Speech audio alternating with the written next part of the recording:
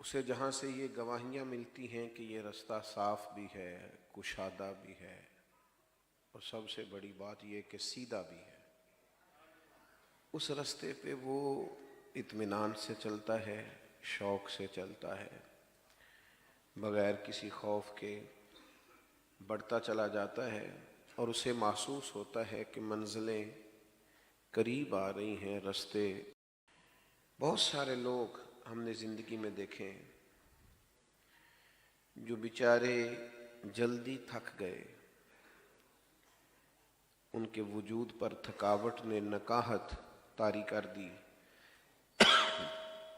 اس لیے کہ جن رستوں پر وہ چلے تھے وہ رستے تھوڑے مشکل تھے، دشوار گزار تھے، ٹوٹے ہوئے تھے۔ اللہ تبارک و تعالی نے ہم پر یہ فضل فرمایا ہے، ہمیں اپنے محبوب کریم علیہ السلام کا رستہ نصیب فرمایا ہے۔ پھر یہ کہ کچھ لوگ یہ کہہ سکتے تھے کہ محبوب علیہ السلام تو معصوم ہیں، امام الانبیاء ہیں، سرور کائنات ہیں، حضور علیہ السلام تو جو کچھ سرکار نے کیا کر سکتے تھے، عام انسان کے لیے وہ رستے جن پہ محبوب علیہ السلام نے رہنمائی فرمائی وہ شاید ہر ایک کے بس کی بات نہیں ہے۔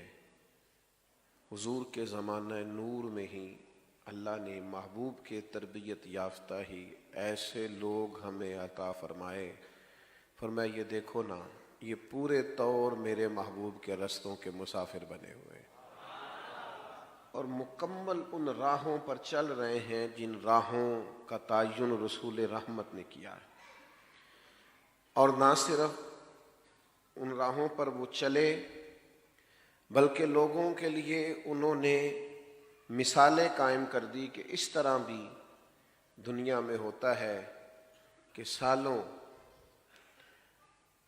اور ایک زمانے تک انسان کسی اور رستے کا مسافر ہو، لیکن جیسے ہی اسے رسول کائنات صلی اللہ تعالی علیہ وسلم کا رستہ ملے تو پھر وہ دوبارہ کبھی پلٹ کے اپنے پچھلے رستے کو دیکھے ہی نہ، وہ پورے طور پر گامزن ہو جائے۔ اللہ تعالیٰ نے قرآن مجید میں ارشاد فرمایا محمد الرسول اللہ، فرمایا محمد صلی اللہ تعالی علیہ وسلم اللہ کے رسول ہیں۔ صرف دو علامات جو صحابہ کی بالکل ابتدا میں بیان کی، فرمایا محمد صلی اللہ علیہ وسلم اللہ کے رسول ہیں، والذین معہ، اور وہ جو ان کے ساتھ ہیں نا، ان کی شان یہ ہے کہ اشداء علی الکفار، وہ کافروں پر بڑے سخت ہیں، رحماء بینہم، آپس میں بڑے ہی رحم دل ہیں۔ ان لوگوں نے اپنے قلب کو، اپنی روح کو، اپنے مزاج کو اس طرح کا بنا لیا ہے کہ وہ ہلکا یاراں تو بریشم کی طرح نرم، ریشم کی طرح وہ ہلکا یاراں تو بریشم کی طرح نرم۔ ہاں، رزم حق و باطل ہو تو فولاد ہے مومن، جب غیر سے لڑنا ہو، کفر سے مقابلہ ہو تو فولاد ہے مومن۔ صحابہ کرام علیہم رضوان کی جو زندگیاں ہیں، اہل بیت اطہار کا جو اسوہ نور ہے، یہ جادہ حق ہے، یہ ایسا کشادہ، ایسا صاف اور واضح رستہ ہے کہ جو اس رستے پہ چل پڑتا ہے نا، تھکاوٹ محسوس نہیں کرتا، اکتاہٹ کبھی نہیں ہوتی۔ آپ یقین کریں بڑا لمبا سفر وہ طے کر لیتا ہے، اسے پتہ بھی نہیں چلتا اتنی دور نکل آیا۔ تیرے غلاموں کا نقش قدم ہے راہ نجات، فاضل بریلوی فرماتے تیرے غلاموں کا نقش قدم ہے راہ نجات کے چلے۔ ہم نا وہ جی فلاں دانشور نے کہا تھا، فلاں ادیب نے جملہ لکھا تھا، فلاں آدمی یہ فرما رہے تھے، کیا بات ہے، کیا جملہ ہے، کیا شان ہے۔ بھئی آپ ضرور پڑھیں، حکمت کی بات کہیں سے بھی ملے لینی چاہیے، پر آپ یقین کریں جو صحابہ اور اہل بیت کے رستوں پر چلتا ہے اسے کسی اور کی ضرورت ہی نہیں پڑتی، دائیں بائیں دیکھنا ہی نہیں پڑتا۔ ایسی خوبصورت زندگیاں آسمان ہدایت کے ستارے، یہ لوگ کہ آپ چلیں پیچھے. اصل میں نا اپنی غلطی بھی ماننی چاہیے. میں اپنی غلطی کا اعتراف کرنے لگا ہوں. ہم سے غلطی ہوئی ہے. ہم نے قوم کو کھل کے صحابہ کا ذکر سنایا ہی نہیں، اہل بیت اطہار کا تذکرہ سنایا ہی نہیں. میں اعتراف کرتا ہوں کہ میں اپنی ملت کو نہیں بتا سکا کہ حضرت خالد بن ولید کا طریقہ کیا تھا، طرز زندگی کیا تھا. یہ جو لوگ انزائٹی کا، ڈپریشن کا، پریشانی کا شکار ہوتے ہیں نا، اور اپنے بچوں کو بھی خوف زدہ کرتے ہیں کہ پتہ نہیں کیا ہو جائے گا، بیٹا غربت بڑی آ گئی، حالات بڑے خراب ہو گئے. کاش میں نے انہیں مولا علی کی بات سنائی ہوتی. کاش. سناؤ اپنے بچوں کو کس سے خیبر و خندق کے کہانی سن کے حیدر کی دلوں سے ڈر نکلتا ہے، دلوں سے ڈر نکلتا ہے.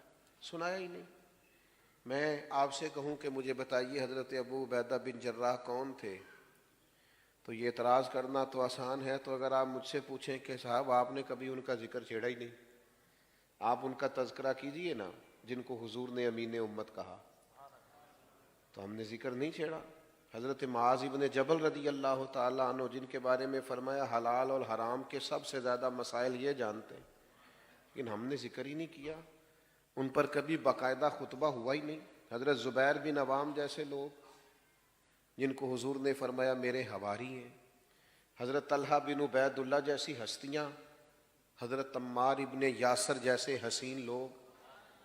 ہم نے اعتراف کرنا چاہیے نا، ہم نے بتایا ہی نہیں، سنایا ہی نہیں. ان لوگوں کا حسن اس سے لوگ تھے. یعنی حج کے سب سے زیادہ مسائل حضرت عبداللہ ابن عمر جانتے تھے، لوگ ان سے فتویٰ لیتے تھے. ہم نے تذکرہ ہی نہیں چھیڑا کبھی. حضور علیہ السلام نے فرمایا یہ صالح آدمی ہے، نیک آدمی. ایسے ایسے لوگ جن کی فضیلتیں اتنی اعلیٰ ہیں، یعنی حضرت عبداللہ ابن مسعود، پتلی ٹانگیں تھیں. عبداللہ ابن مسعود رضی اللہ تعالیٰ عنہ درخت پہ چڑھ رہے تھے تو کچھ نوجوانوں نے ان کی پتلی پتلی ٹانگیں دیکھ کے دل لگی کی. تو محبوب نے فرمایا تم اس بندے کی قدر نہیں جانتے، یہ تو قیامت میں راز کھلے گا یہ کس شان والا آدمی. حضرت عبداللہ ابن مسعود رضی اللہ تعالیٰ کہ حضرت ابی بن کعب کی شان کیا ہے، وہ کس پائے کے قاری قرآن ہے. لیکن چونکہ اعتراف کرتا ہوں ہم نے صحابہ کرام علیہم رضوان کی عظیم زندگیوں سے اس طرح سے قوم کو آشنا نہیں کیا جو ہماری ذمہ داری تھی. میں آپ کو سچ بتاؤں، زندگی سنوارنے کے لیے، رحم دلی پیدا کرنے کے لیے، مال اور دولت اس کا حقیقی مصرف کیا ہے یہ سمجھنے کے لیے، مخلوق خدا کے ساتھ ایک مومن کا رویہ کیا ہونا چاہیے، اس کو سمجھنے کے لیے، اور زندگی کو کیسے سمیٹ کے رکھنا ہے، اپنے آپ کو کیسے بچا کے رکھنا ہے، کس خوبصورتی کے ساتھ محتاط انداز میں قدم آگے بڑھانا ہے، یہ اگر کسی نے سیکھنا ہے تو سیدنا صدیق اکبر سے سیکھے.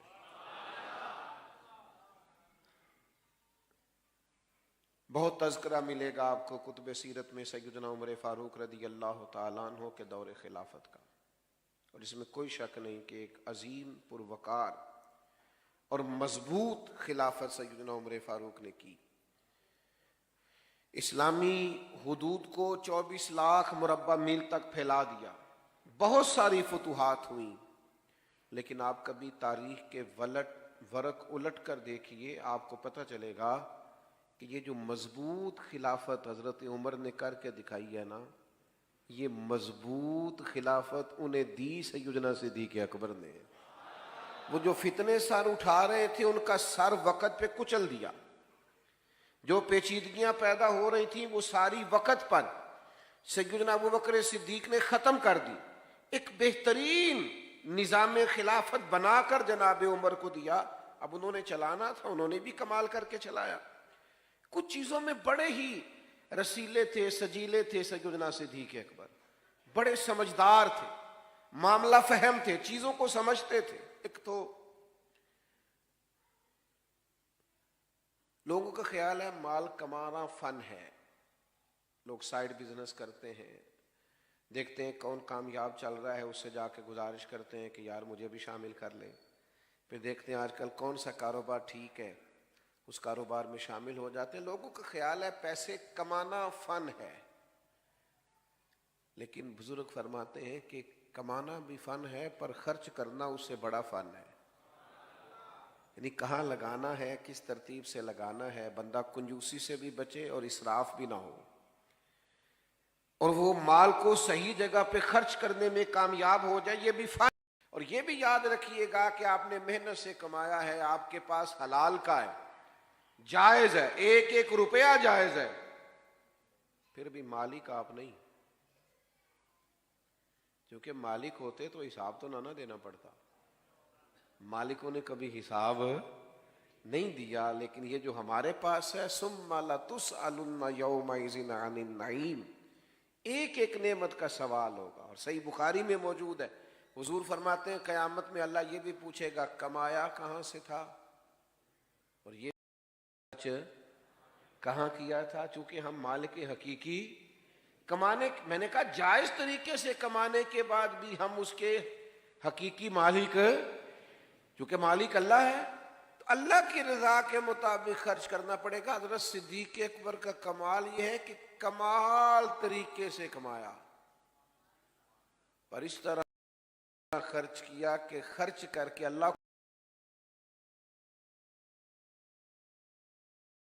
کو بھی راضی کر لیا، اللہ کے رسول کو بھی راضی کر لیا، یہ بڑا کمال ہے۔ یہاں علماء تشریف فرما ہیں، حضور کی خدمت میں ایک صحابی نے کہا تھا میں سارا ہی اللہ کی راہ میں مال خرچ کرنا چاہتا ہوں، تو نبی کریم نے منع کر دیا، میرے بچے کسی اور کی طرف دیکھتے رہے، سارا مال اللہ کے راستے میں خرچ کرنے سے من۔ حضرت ثابت بن قیس نے بھی کہا تو حضور نے منع کیا، حضرت کعب بن مالک نے بھی توبہ قبول ہونے پہ کہا تو حضور نے منع فرمایا، حضرت ابو لبابہ نے توبہ قبول ہونے پہ عرض کی حضور سارا خرچ کرنا ہے۔ چلیں جن کا مطالعہ زیادہ ہے وہ شاید کچھ اور نام بھی پیش کر سکیں، نبی کریم صلی اللہ تعالی علیہ وسلم نے کل مال، ایک موقع پہ حضرت سعد بن ابی وقاص نے بھی کہا تو فرمایا چوتھا حصہ دو، باقی اپنے بچوں کے لیے چھوڑ دو، وہ بعد میں کسی کے سامنے ہاتھ پھیلائیں تو یہ درست نہیں ہے۔ حضور سارا قبول نہیں فرماتے، منع فرما دیتے، قربان جائیں، یہ صدیق اکبر ہے، یہ اس طرح سے سارا لائے ہیں کہ کپڑے بھی اتار کے لے آئے، یہ سارا ہی لے آئے۔ باقیوں کے لیے قاعدہ یہ تھا کہ آپ چوتھا حصہ لائیے، 3 حصے گھر میں رکھیے، سارا نہ لائیے، قبول نہیں کیا جائے گا۔ لیکن یہ صدیق اکبر ہیں، لائے بھی سارا ہے، قبول بھی سارا ہی ہو گیا ہے۔ لٹایا راہ حق میں گھر کئی بار، 1-2 بار نہیں، لٹایا راہ حق میں گھر کئی بار، اس محبت سے کہ لٹ لٹ کر حسن گھر بن گیا صدیق اکبر کا۔ کئی ہزار دینار تھے گھر میں پڑے ہوئے، اور ہجرت کے لیے حضور کے ساتھ جانا ہے، تو ذرا انتظام کرنا دیکھیے۔ اپنے بیٹے سے کہا کہ سارا دن کفار کی باتوں پر نظر رکھنا، شام میں غار ثور میں آ کے بتانا۔ یہ انتظامات دیکھیے، یہ ہجرت ہو رہی ہے، یہ بظاہر ایمرجنسی ہے، یہ مشکل حالات ہیں، اس طرح کی مشکلات میں اس طرح کی ایمرجنسی میں اس طرح کے انتظامات نہیں ہوتے۔ بیٹے سے کہا سارا دن خبر رکھنا اور رات کو آ کے غور ثور میں اطلاع دینا۔ غلام سے کہا کہ سارا دن بکریاں سائیڈوں پہ چرانا، شام ہو جائے تو ذرا غار کے قریب لے آنا، حضور کو تازہ دودھ ملنا چاہیے۔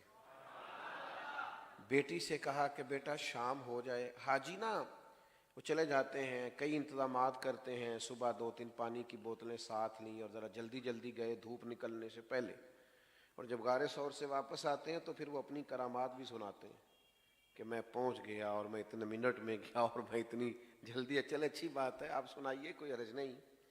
حالانکہ اب رستے بھی بن گئے اور رستے میں 2-4 جگہ سستانے کا بندوبست بھی ہے, کھانے پینے کا انتظام بھی ہے, آپ جا بھی رہے ہیں, آ بھی رہے ہیں. اس خاتون کا اندازہ کرتے ہیں جو رات کو جاتی تھی,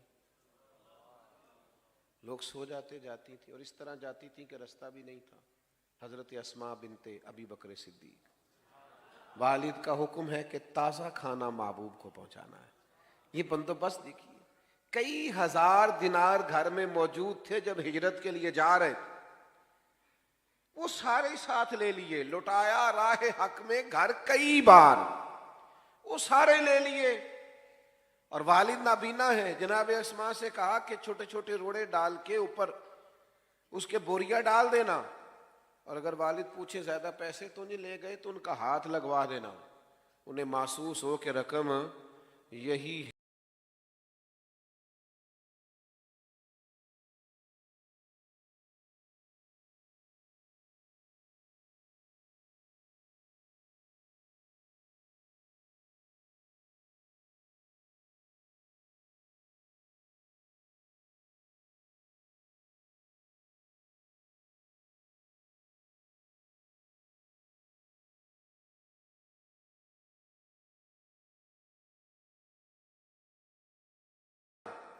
اور اگر والد پوچھے زیادہ پیسے تو نہیں لے گئے تو ان کا ہاتھ لگوا دینا. انہیں محسوس ہو کہ رقم یہی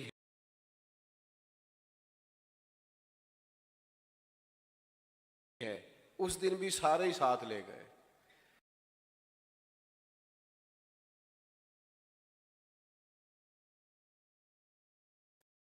صوفیاء فرماتے ہیں اس امت کے پہلے صوفی کا نام بھی سیدنا صدیق اکبر ہی ہے.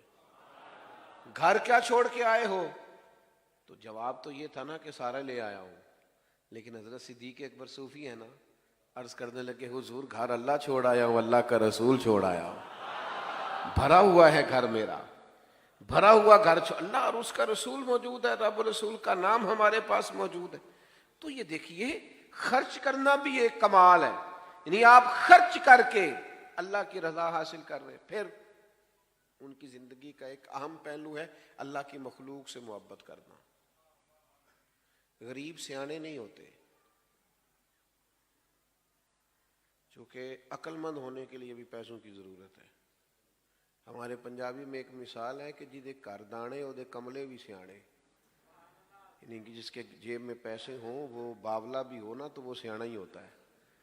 اور آپ مالدار آدمی, مفتی بھی وہ خود ہی ہوتا ہے, لیکچرار بھی ہوتا ہے, وہ آپ کو بہت ساری نصیحتیں کرتا ہے, آپ سن رہے ہوتے ہیں.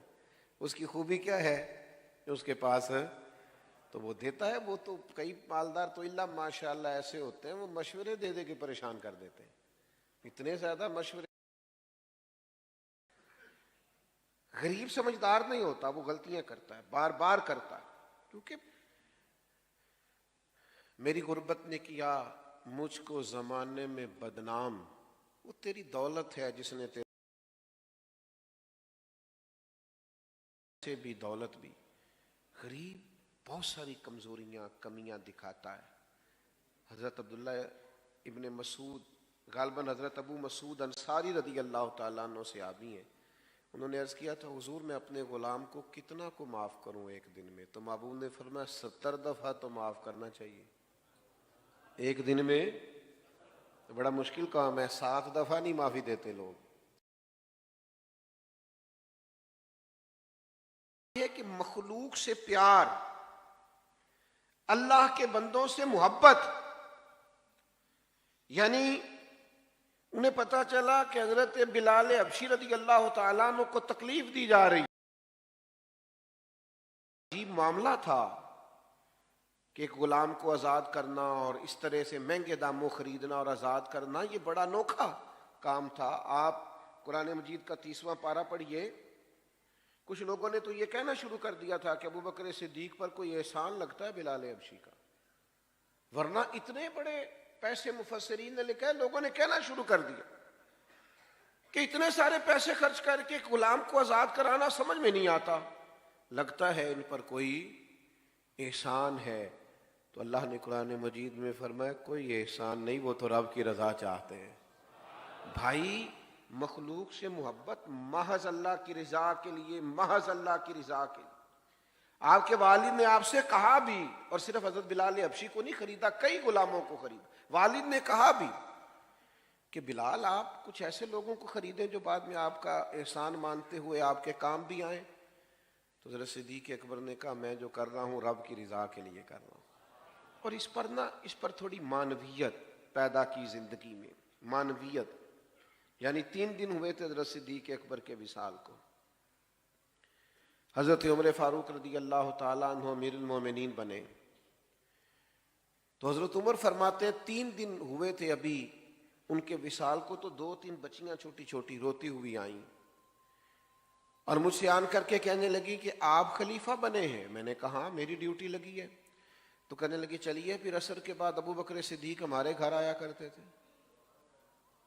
تو حضرت عمر فرمانے لگے میں نے ان سے کہا بیٹا آپ کے گھر کس لیے؟ تو وہ کہنے لگی کہ ہمارا نا بھائی کوئی نہیں اور ہم یتیم ہیں، والد بھی انتقال کر گئے، ہمارے گھر میں کچھ بکریاں ہیں۔ جناب صدیق اکبر روز آتے تھے اور بکریوں کا دودھ دھو کے ہمیں دے جاتے تھے، کچھ پی لیتی تھیں، کچھ بیچ کے گزارا کر لیتی تھی۔ 3 دن ہو گئے ان کے وصال کو، میری بہنیں اور میری اماں روتی ہیں، بکریوں کا دودھ کون دھوئے گا؟ پتہ چلا ہے آپ امیر المومنین بنے ہیں تو چلیں گے؟ تو حضرت عمر فاروق اٹھے اور داڑھی مبارک پر آنسوؤں کے قطرے گرنے لگے، فرمانے لگے بیٹا مجھے تمہارے گھر کا نہیں پتا، تم آگے آگے چلو میں پیچھے پیچھے چلتا ہوں۔ ابھی گلیب سے گزر ہی رہے تھے کہ ایک صحابی ملے، کہا امیر المومنین کہاں جا رہے ہیں روتے ہوئے؟ تو جناب سیدنا عمر فرمانے لگے یار یہ ابو بکر صدیق میرے لیے رستہ ہی بڑا مشکل کر گئے، کتنا مشکل رستہ بنا گئے، جگر راہ وفا میں نقش ایسے چھوڑ آیا ہوں کہ جس منزل دیکھیے نا کس ترتیب سے مخلوق خدا کا پیار ہے کہ خاتون ہے اور گھر میں کام کاج کرنے والا کوئی نہیں، اور امیر المومنین جا کے جھاڑو دے رہے ہیں کسی کے گھر میں۔ لوگوں کو آج ملتا ہی نہیں کہ بھلا ہم خدمت کریں تو کہاں سے شروع کریں، وہ جھاڑو دے رہے ہیں، برتن دھو رہے ہیں، پانی بھر کے لا رہے ہیں، خدمت کر رہے ہیں۔ او بھائیو ان لوگوں سے رستے پوچھو، اپنے لیے اہداف کا تعین کرو، یہ کشادہ رستے دے رہے ہیں، غیر مبہم اور واضح رستے دے رہے ہیں، ہمیں بتا رہے ہیں کہ اس طرح کر کے آنا اللہ راضی ہو جائے گا، یہ رستہ ہے اس کے قرب کے پانے کا۔ لیکن اگر مزاج اس طرح کا ہوگا تو پھر بات آگے بڑھے گی۔ اگر طبیعت اس طرح کی ہو، کچھ لوگ ایسے ہوتے ہیں جو نیکی اور تقوی کا مزاج بنا لیتے ہیں، وہ کبھی کبھی نیکی نہیں کرتے، نیکی ان کے مزاج کا حصہ ہوتی ہے اور بڑی سہولت سے ان سے نیکی ہوتی ہے، مزاج کے نیک ہوتے ہیں۔ ہمارے ہاں تو لوگ خود ہی طے کر لیتے ہیں جی نہیں میں دنیا دار ہوں۔ حضرت میں کیسے آپ کو بتاؤں، ہم دنیا دار لوگ ہیں۔ تو میں نے کہا دین میں تو کوئی دنیا داری نہیں، رزق حلال کمانا تو دین ہے۔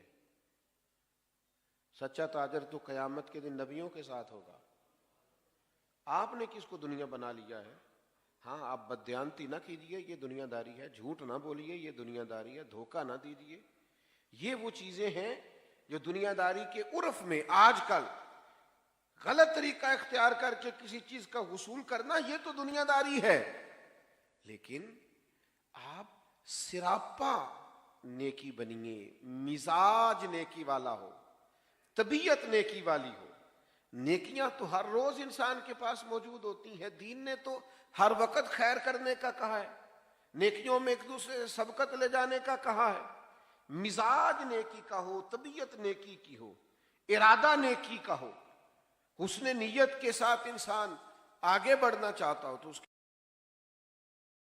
لیکن اگر ارادہ نہیں ہے تو پھر ٹھیک ہے، لوگوں نے بعض نیکیاں بعض چیزیں اپنے حساب سے طے کر لی ہیں، وہ اپنے حساب سے نیکی کرتے رہتے ہیں، اپنی ترتیب کے حساب سے چلتے ہیں، ٹھیک ہے آپ کیجئے اس کام کو، کوئی منع نہیں کرتا۔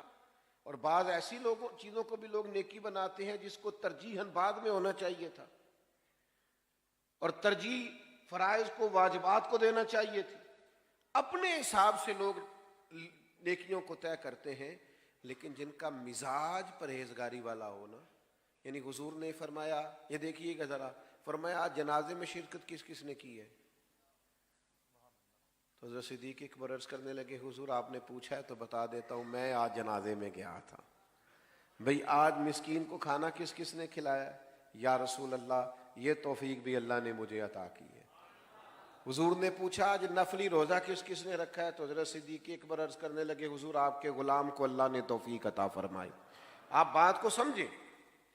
اس کے لیے وہ بہت سارے لوگ کہتے ہیں میں نیک بننا چاہتا ہوں، تو میں کہتا ہوں کہ یہ تو اللہ نے آپ کی فطرت میں رکھ دیا، نیکی کیا ہے؟ مجھے بتائیے، نماز فرض ہے، اس کے لیے پی ایچ ڈی کرنے کی ضرورت ہے؟ سب کو پتہ ہے فرض ہے۔ ماں باپ کے ساتھ نیکی کرنی ہے، اس کے لیے کیا ماسٹر کی ڈگری ہونا ضروری ہے؟ سب کو پتہ نہیں۔ حلال حرام کی طبیعت تو، تمیز تو انسان کے مزاج میں ہوتی ہے، اس کے لیے آپ کا ایم فل کا اسکالر ہونا ضروری نہیں۔ آپ کو پتہ ہے میں جاب کر رہا ہوں، اس میں یہ چیز میرے لیے حلال ہے اور یہ میرے لیے، پتہ ہوتا ہے کہ نہیں ہوتا؟ تو بھئی آنکھوں میں پٹھی باندھ لینا، جھوٹی تسلیاں دینا، اپنے آپ کو دیتے رہے، گزارا کرتے رہے۔ ہر آدمی نے اپنے آپ کو مطمئن کرنے کے لیے کوئی نہ کوئی دلیل رکھی ہوتی ہے، رکھیں، لیکن نیکی کا مزاج انسان کی فطرت میں شامل ہوتا ہے، وہ نیکی کرے۔ یا رسول اللہ میں نے نفلی روزہ بھی رکھا ہے، مسکین کو کھانا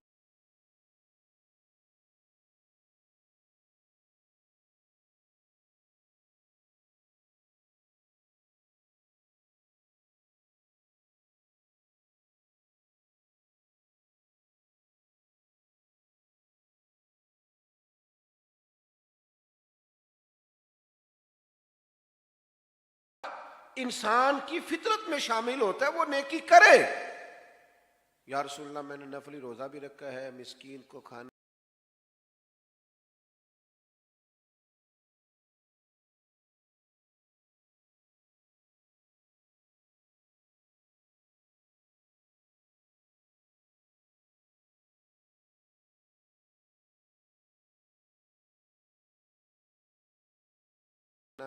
بھی کھلایا ہے، جنازہ بھی پڑھا ہے۔ تو بھائی جناب صدیق اکبر کی سیرت سے سیکھیے، مال کے خرچ کرنے کا کمال اپنی زندگی میں پیدا کیجیے، خرچ کرنے کا فن اپنی زندگی میں۔ مجھ سے ناراض نہ ہونا، ہمارے ہاں نا والدین پر خرچ کر کے بھی لوگ بتا رہے ہوتے ہیں کہ ابا جی کو آج میں نے کرایا، تو بھئی آپ کے ابا جی تھے، آپ نہیں کرانا تھا؟ بات سمجھ رہے ہیں؟ یہ بتانے والی بات ہے۔ ابا جی آپ کے ہیں تو کس نے کرانا تھا؟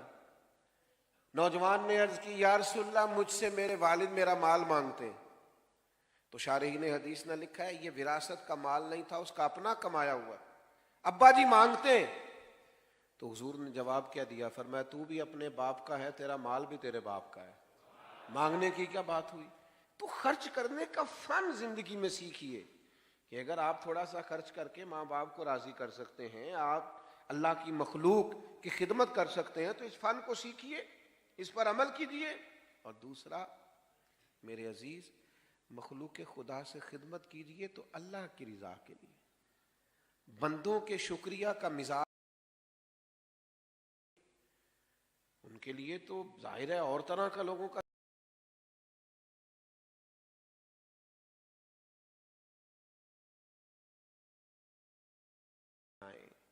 آپ گندے ہوئے ہوں، آپ کی طبیعت ہو، یعنی جو نیکی بھی آپ کو ملے، نبی کریم علیہ السلام نے فرمایا تم نے نیکی کو حقیر نہیں سمجھنا، کچھ نہ ہو سکے تو اپنے بھائی سے مسکرا کے بات ہی کر لینا، اللہ صدقے کا ثواب عطا کر دے گا۔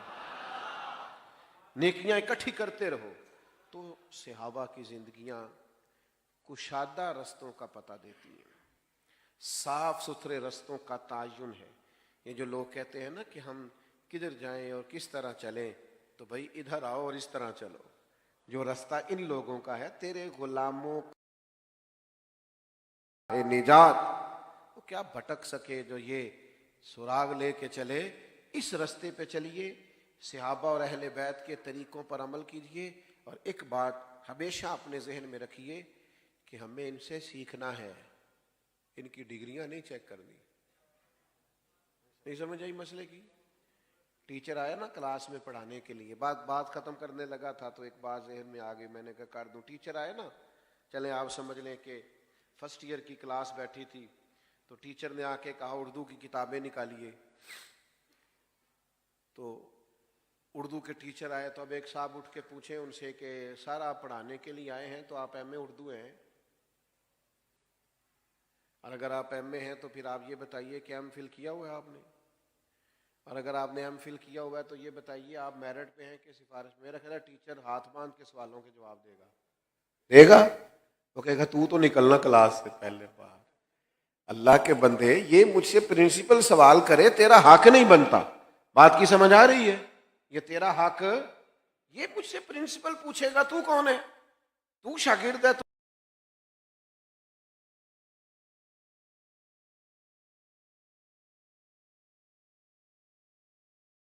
یہ پرنسپل سوال کرے تیرا حق نہیں بنتا. بات کی سمجھ آ رہی ہے؟ یہ تیرا حق، یہ مجھ سے پرنسپل پوچھے گا تو کون ہے، تو شاگرد ہے.